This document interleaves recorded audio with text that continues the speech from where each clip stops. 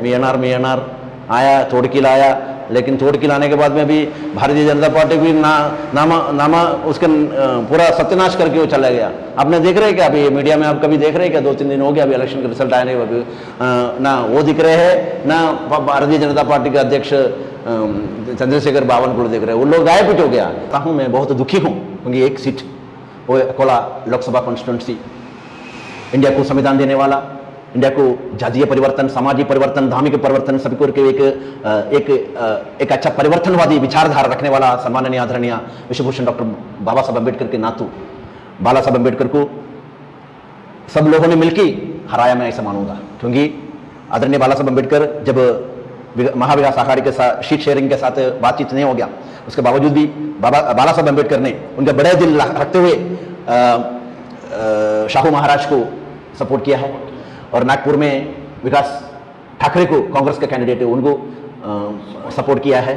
और उसके बाद में आदरणीय शरद पवार साहब के सुपुत्री एक डायनामिक नेतृत्व पश्चिम महाराष्ट्र के, स्पेशली महाराष्ट्र के, पूरा अभी वो तो पूरा देश का सद्या एक, क्योंकि उनको भारतीय जनता पार्टी ने पवार को खत्म करने के लिए उनके घर के अंदर फूट डालने का काम करके उसकी सपोर्ट, उसके लिए उधर लड़ा था सुप्रिया ताई, उसके लिए भी आदरणीय बाला साहब अम्बेडकर ने सपोर्ट दिया है, वंचित बहुजन आघाड़ी के सपोर्ट उनको डायरेक्टली दिया है। उसके बावजूद भी कांग्रेस पार्टी ने ऐसा करना चाहिए था मेरे हिसाब से। मैं कुछ ऐसा कोई पक्ष की इसमें नहीं बात कर रहा हूं, मैं कोई पार्टी में नहीं है, लेकिन आदरणीय बाला साहब अम्बेडकर को कांग्रेस पक्ष सपोर्ट करना चाहिए था, एक मैसेज देना चाहिए था, क्योंकि हम संविधान बचाने वालों के साथ है, हम संविधान को नाश करने वालों को साथ नहीं है। इसलिए आदरणीय बाला साहब अम्बेडकर पार्लियामेंट में होना चाहिए, पार्लियामेंट में अकोला का बात रखना चाहिए, पार्लियामेंट में विदर्भ का बात रखना चाहिए, पार्लियामेंट में शोषित वंचित गरीबों का बात रखना चाहिए। इसलिए बाला साहब अम्बेडकर पार्लियामेंट में होना चाहिए, ऐसा सोच नाना पटोले रखना चाहिए था। राहुल गांधी का फेवर में राहुल गांधी को सोचा होगा हो रहेगा, लेकिन इधर का स्थानिक नेताओं की वजह से ऐसा गड़बड़ हो गया, ऐसा मुझे लगता है। आदरणीय बाला साहब को डायरेक्ट भारतीय जनता पार्टी के साथ लड़ाना चाहिए था। उसके बीच में आप लोगों ने कांग्रेस का अभय पाटिल को खड़ा करके बाला साहब को हराया। मैं ऐसे आपको इधर के प्रस्तावित लोगों के मैंने मेरा ये प्रश्न सब मिलकर बाला साहब को हराया, वो मेरे को बहुत बड़ा दुख है। उसके नगीना विधान लोकसभा कॉन्स्टिट्यूंसी के तमाम मतदाताओं को मैं वो प्यार भरा एक जय भीम देना चाहता हूं। उनके एक डायनामिक नेतृत्व को पार्लियामेंट में भेजा, वो क्योंकि वो संविधान बचाने वाला का इसमें रहेगा। भीम आर्मी के नेता एडवोकेट चंद्रशेखर आजाद एक बुलंद आवाज रहेंगे आज संविधान के सपोर्टर के इसमें पूरा पार्लियामेंट में। आपने बोला नरेंद्र मोदी साहब अभी संविधान के साथ भी उठा नहीं पाएंगे पार्लियामेंट के अंदर, उसको करारा जवाब अगर कुछ गलत करेंगे, क्योंकि मालूम है वो बहुत सारे मंत्री ना करारा जवाब भारत के लोगों ने नरेंद्र मोदी और अमित शाह और भारतीय जनता पार्टी को दिया, और मैं सभी देशवासियों को सल्यूट करता हूं। और Everyone, please follow, like, share, comment and subscribe the Samyak Kranti channel. Thank you. पूरे भारत में चुनाव के रिजल्ट आ गए हैं। भारत एक नई राजनीति में जाने वाला है और पूरे दुनिया को इस डेमोक्रेसी के ऊपर नज़र थी कि यहाँ पर क्या होने वाला है, और चुनाव के नतीजे अभी सभी के सामने आ गए हैं। जो चुनाव के नतीजे हैं उसके बारे में हम बातचीत कर रहे हैं माननीय राजन जी नायर। जय भीम राजन जी। जय भीम सर। राजन जी नायर एक सामाजिक नेता है, राजनीति में रुचि रखने वाले हैं और एजुकेशन फील्ड में उनका बहुत सारा काम है। तो आज उनके विचार जानेंगे हम लोग। राजन जी क्या कहेंगे महाराष्ट्र में जो चुनाव के नतीजे आए भारत में और महाराष्ट्र में, वो चुनाव के नतीजे चौंकाने वाले हैं। जैसे कि उज्ज्वल निकम जो एक बहुत बड़े बैरिस्टर है, जैसे कि नवनीत राणा जो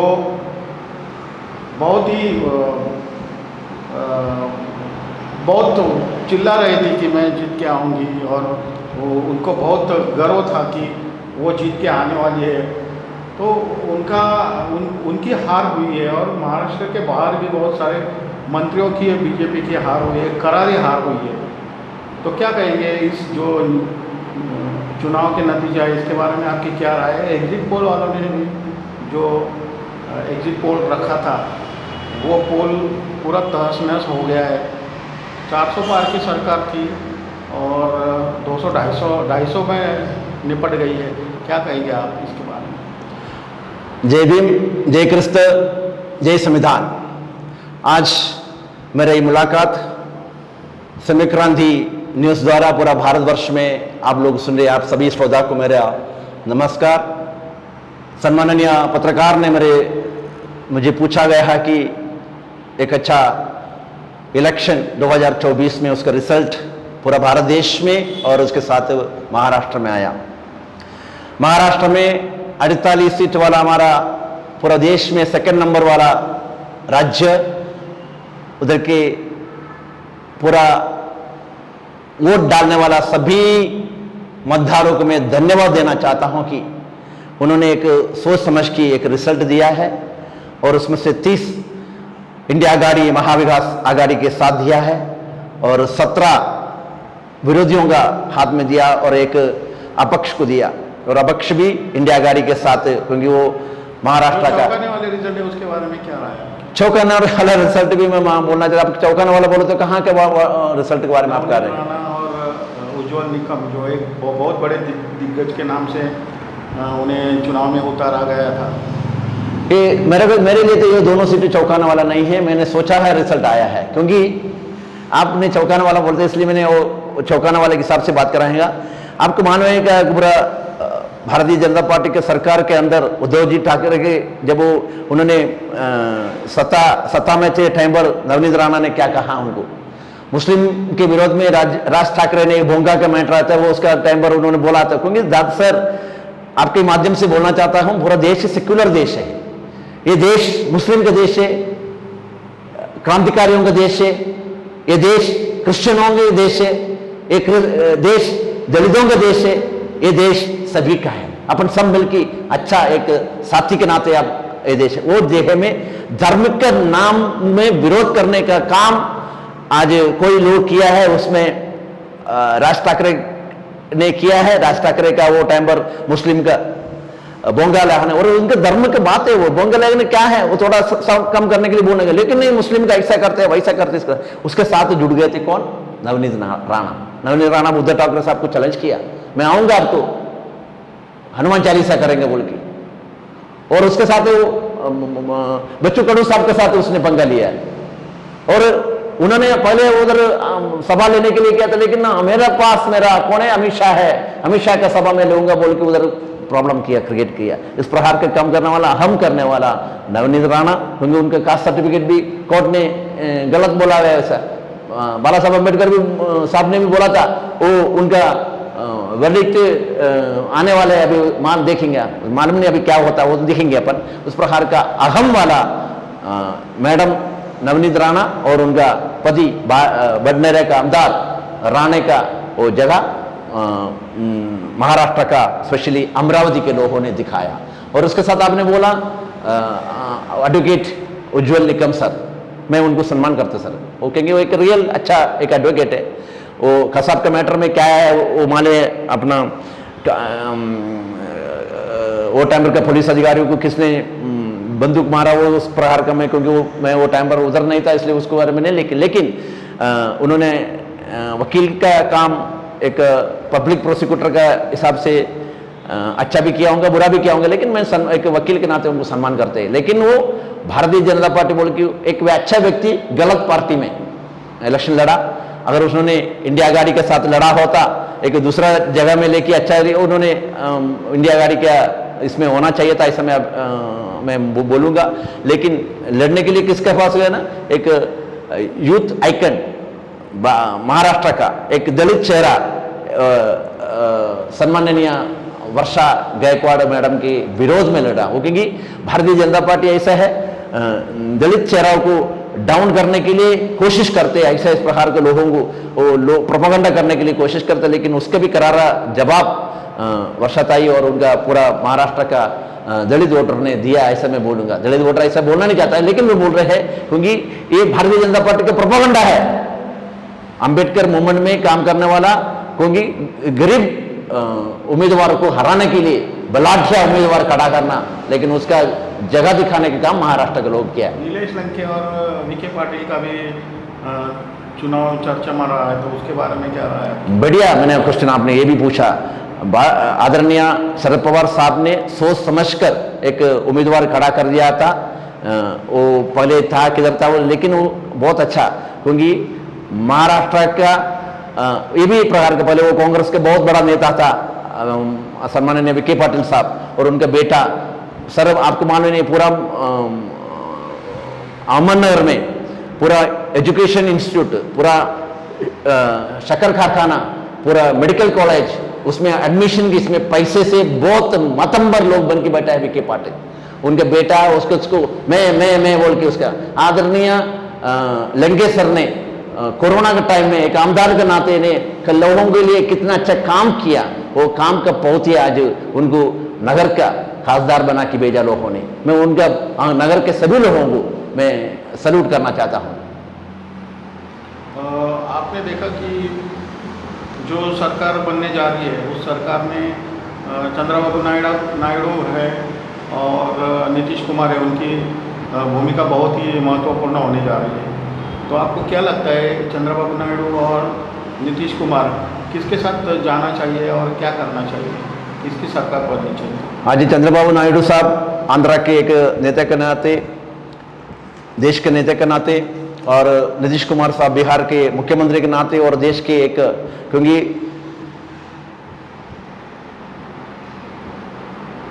नीतीश कुमार साहब इंडिया आज़ादी बनाने के उसको बेसमेंट क्रिएट किया, उसमें से एक बड़ा नेता है। ममता बनर्जी मैडम के साथ, केजरीवाल साहब के साथ, सीपीएम सीपीआई के लीडर लोगों के साथ, कांग्रेस के साथ, राष्ट्रवादी और शिवसेना के उद्धव ठाकरे साहब और शरद पवार साहब सब मिलकर अच्छा एक नींद रखने वाला एक नेता है अपना नीतीश कुमार साहब।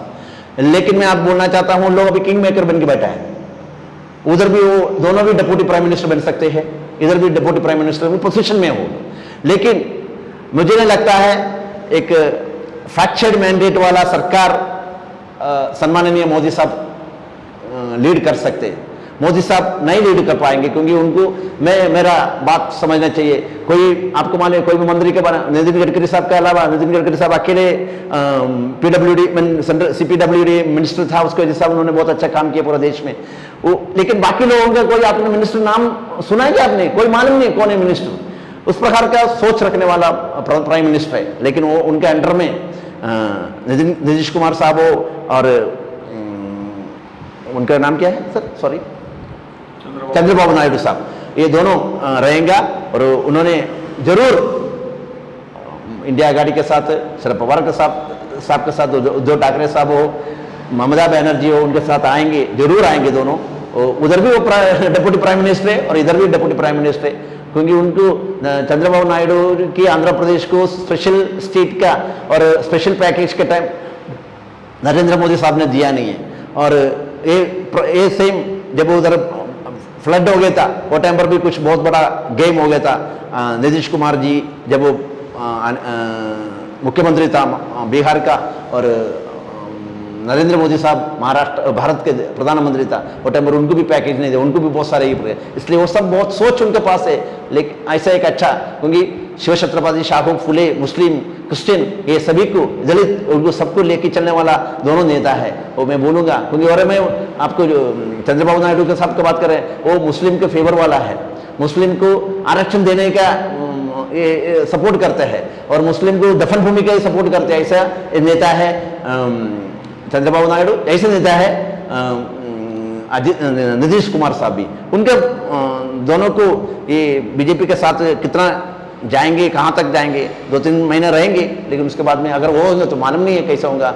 शरद पवार साहब और उद्धव ठाकरे साहब और इंडिया आघाड़ी के राहुल जी, खड़गे साहब, सोनिया गांधी को क्या डिसीजन अब लेंगे, उनको सरकार बनने के लिए इसलिए छोड़ेंगे क्या, नहीं तो इंतजार करेंगे, वो मुझे मालूम नहीं है। महाराष्ट्र में जो फडणवीस है, जितेंद्र फडणवीस में, राजेंद्र फडणवीस, क्या नाम है, देवेंद्र फडणवीस साहब, देवेंद्र फडणवीस, उन्होंने कहा था की मी पुन्हा येणार आणि मी पुन्हा आलोय आणि 2 पार्टी फोडून आलोय, मतलब 2 पार्टियों को फोड़ के, 2 पार्टियों को तोड़ के वो राजनीति में आ गया है, उन्होंने फिर से एंट्री की है। तो ये जो तोड़ फोड़ की जो राजनीति है, उसका इस चुनाव में क्या परिणाम आया? जैसे कि अजित पवार, शरद पवार की राष्ट्रवादी है, या उद्धव ठाकरे और एकनाथ शिंदे, इनकी पार्टी शिवसेना है, इनको छोड़ के वो आए हैं, तो उन्होंने जो राजनीति की है उसके बारे में आपकी क्या राय है? महाराष्ट्र के एक्स चीफ मिनिस्टर और अभी के डिप्टी चीफ मिनिस्टर सम्माननीय देवेंद्र फडणवीस साहब अभी ऐसा बोलते रहते हैं, मी येणार आया, तोड़ के लाया, लेकिन तोड़ के लाने के बाद में अभी भारतीय जनता पार्टी भी नामा उसके पूरा सत्यानाश करके वो चला गया। आपने देख रहे हैं क्या, अभी मीडिया में आप कभी देख रहे हैं क्या? 2-3 दिन हो गया अभी इलेक्शन के रिजल्ट आए नहीं, अभी ना वो दिख रहे हैं, ना भारतीय जनता पार्टी के अध्यक्ष चंद्रशेखर बावनकुळे दिख रहे हैं, वो लोग गायब हो गया। ऐसा वो महाराष्ट्र के लोग प्रबुद्ध लोग हैं, महाराष्ट्र के लोग इंटेलेक्चुअल लोग हैं, महाराष्ट्र लोग संविधान मानने वाले लोग हैं, महाराष्ट्र लोग डॉक्टर बाबा साहब अम्बेडकर, शिव छत्रपति शाहू फुले लोगों को मानने वाला ये महाराष्ट्र ऐसा प्रकार का प्रोपेगेंडा लेके, ऐसा प्रकार के गलत काम करने वाला, ऐसा पार्टी को चुराने वाला, सिंबल चुराने वाला, बाप को से दूर करने वाला, ऐसा इसको मानेंगे नहीं। उसका करारा जवाब पूरा महाराष्ट्र के लोग आज 2024 के इलेक्शन में देवेंद्र फडणवीस साहब को भी दिया है और उसके साथ साथ नरेंद्र मोदी जी और अमित शाह को भी दिया है। दोस्तों, हम लोग अभी ये जो इंटरव्यू कर रहे हैं, इस इंटरव्यू के माध्यम से जो हमारे समाज में परिवर्तन होने जा रहा है, उसके लिए मैं आपका बहुत बहुत आभारी हूँ। आप इंटरव्यू देख रहे हैं। अभी हम लोग सबसे आखिरी क्वेश्चन पे आ रहे हैं। बहुत दुखद जो रिजल्ट आए महाराष्ट्र में, जैसे कि आदरणीय बाला साहब अम्बेडकर का रिजल्ट है अकोला से, और यूपी में जो रिजल्ट आया, कई बार बहन मायावती के माध्यम से, बहुजन समाज पार्टी के माध्यम से दलितों की एक अच्छी वोट बैंक थी, एक अच्छी ताकत थी जो 20 सीटों के पार होती थी, वो वहाँ पर भी बहुत अच्छे रिजल्ट नहीं आए, 0 रिजल्ट आए। तो इसके बारे में आप क्या कहेंगे? महाराष्ट्र के हिसाब से आपने बोला था, मेरे को आपके माध्यम से बोलना चाहता हूं, मैं बहुत दुखी हूं क्योंकि एक सीट वो अकोला लोकसभा कॉन्स्टिट्यूंसी, इंडिया को संविधान देने वाला, इंडिया को जातीय परिवर्तन, सामाजिक परिवर्तन, धार्मिक परिवर्तन, सभी को एक अच्छा परिवर्तनवादी विचारधारा रखने वाला सम्माननीय आदरणीय विश्वभूषण डॉक्टर बाबा साहब अम्बेडकर के नातू बाला साहब अम्बेडकर को सब लोगों ने मिलकर हराया, मैं ऐसा मानूंगा। क्योंकि आदरणीय बाला साहब अम्बेडकर जब महाविकास आघाड़ी के साथ सीट शेयरिंग के साथ बातचीत नहीं हो गया, उसके बावजूद भी बाला साहब अम्बेडकर ने उनका बड़े दिल रखते हुए शाहू महाराज को सपोर्ट किया है, और नागपुर में विकास ठाकरे को कांग्रेस के कैंडिडेट है उनको सपोर्ट किया है, और उसके बाद में आदरणीय शरद पवार साहब के सुपुत्री एक डायनामिक नेतृत्व पश्चिम महाराष्ट्र के, स्पेशली महाराष्ट्र के, पूरा अभी वो तो पूरा देश का श्रद्धा है, क्योंकि उनको भारतीय जनता पार्टी ने पवार को खत्म करने के लिए उनके घर के अंदर फूट डालने के काम करके उसकी सपोर्ट उसके लिए उधर लड़ा था सुप्रिया ताई, उसके लिए भी आदरणीय बाला साहब अम्बेडकर ने सपोर्ट दिया है, भारतीय वंचित बहुजन आघाड़ी के सपोर्ट उनको डायरेक्टली दिया है। उसके बावजूद भी कांग्रेस पार्टी ने ऐसा करना चाहिए था मेरे हिसाब से। मैं कुछ ऐसा कोई पक्ष की इसमें नहीं बात कर रहा हूँ, मैं कोई पार्टी में नहीं है, लेकिन आदरणीय बाला साहब अम्बेडकर को कांग्रेस पक्ष सपोर्ट करना चाहिए था, एक मैसेज देना चाहिए था, क्योंकि हम संविधान बचाने वालों के साथ है, हम संविधान को नाश करने वालों को साथ नहीं है। इसलिए आदरणीय बाला साहब अम्बेडकर पार्लियामेंट में होना चाहिए, पार्लियामेंट में अकोला का बात रखना चाहिए, पार्लियामेंट में विदर्भा का बात रखना चाहिए, पार्लियामेंट में शोषित वंचित गरीबों का बात रखना चाहिए। इसलिए बाला साहब अम्बेडकर पार्लियामेंट में होना चाहिए, ऐसा सोच नाना पटोले रखना चाहिए था। राहुल गांधी का फेवर में राहुल गांधी को सोचा होगा वो रहेगा, लेकिन इधर का स्थानिक नेताओं की वजह से ऐसा गड़बड़ हो गया, ऐसा मुझे लगता है। आदरणीय बाला साहब को डायरेक्ट भारतीय जनता पार्टी के साथ लड़ाना चाहिए था। उसके बीच में आप लोगों ने कांग्रेस का अभय पाटिल को खड़ा करके बाला साहब को हराया। मैं ऐसे आपको इधर के प्रस्तावित लोगों के मैंने मेरा ये प्रश्न सब मिलके बाला साहब को हराया, वो मेरे को बहुत बड़ा दुख है। उसके बावजूद भी आने वाला टाइम में बाला साहब अम्बेडकर एक डायनामिक नेतृत्व बन की महाविकास आघाड़ी के किंग मेकर के रूप में आएंगे, और इधर का सत्ता वंचित शोषित गरीब और अंबेडकर मूवमेंट के लोगों के हाथ में रहेंगे, ऐसा मैं अपेक्षा रखता हूँ।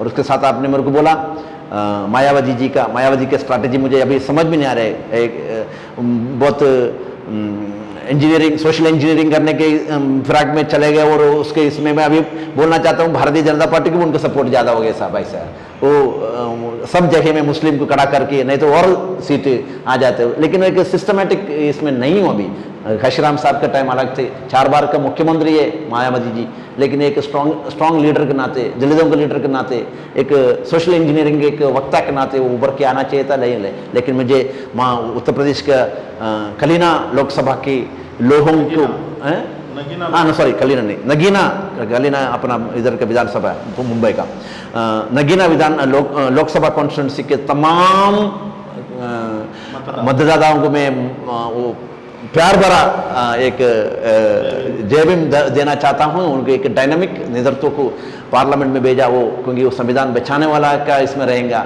भीम आर्मी के नेता एडवोकेट चंद्रशेखर आज़ाद एक बुलंद आवाज रहेंगे आज संविधान सपोर्टर के इसमें पूरा पार्लियामेंट में।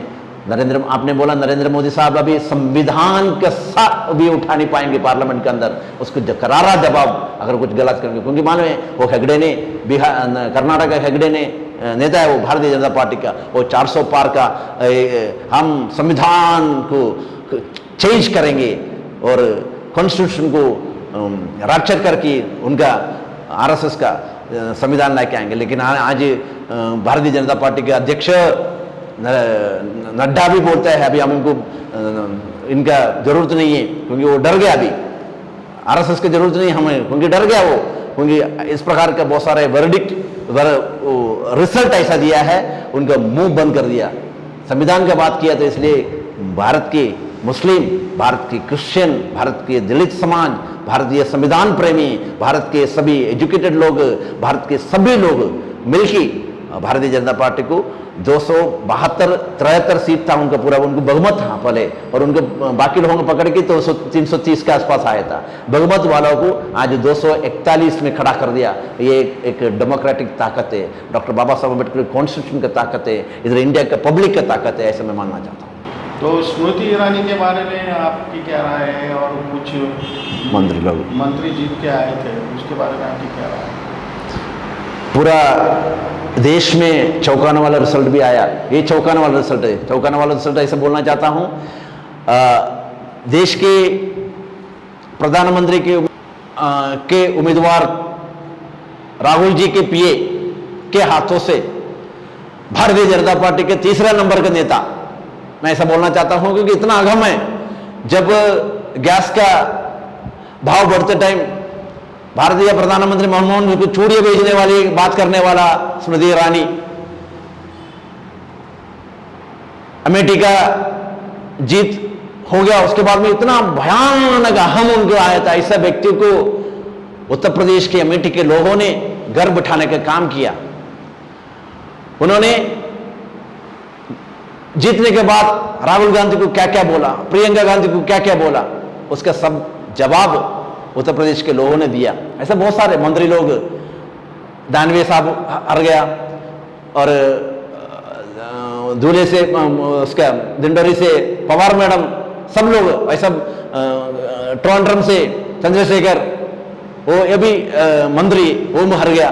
उत्तर प्रदेश के बहुत सारे मंत्री ने करारा जवाब भारत के लोगों ने नरेंद्र मोदी और अमित शाह और भारतीय जनता पार्टी को दिया, और मैं सभी देशवासियों को सल्यूट करता हूं और धन्यवाद। धन्यवाद, आपने जो कीमती समय दिया इसके लिए मैं आपका बहुत बहुत आभारी चाहता हूँ। दर्शकों से विनती है कि चैनल को ज़्यादा से ज़्यादा लाइक करें, शेयर करें, कमेंट्स में आप अपनी बात रखें और ज़्यादा से ज़्यादा ये वीडियो शेयर करें, ताकि आने वाले समय में हम आपके साथ मिलकर एक अच्छा प्रबोधन करें, एक अच्छी बातें बार बार रखें। इसके लिए मैं आपका आभार व्यक्त करता हूँ। जय भीम, जय संविधान। थैंक यू सर, धन्यवाद। आपने एक अच्छा प्रोडक्टिव मुलाकात आपने लिया है, एक संदेश भारतीय जनता पार्टी और आने वाला 2024 के इलेक्शन के प्रोसीजर में पूरा देशवासियों को मेरा बात रखने के लिए आपने मुझे वो किया, इसलिए मैं आपको धन्यवाद देता हूँ। जय भीम, जय क्रिस्त, जय संविधान, खुदा हाफिज, धन्यवाद। Thank you.